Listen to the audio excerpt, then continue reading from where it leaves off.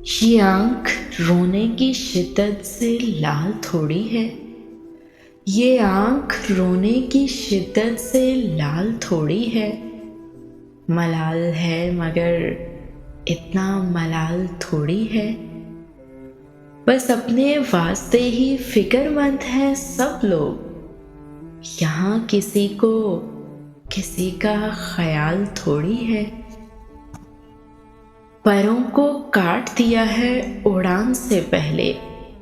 ये खौफे हिज्र है, शौके विसाल थोड़ी है।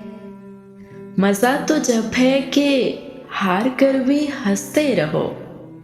मज़ा तो जब है कि हार के भी हंसते रहो। हमेशा जीत ही जाना कमाल थोड़ी है। लगाना पड़ती है डुबकी उभरने से पहले।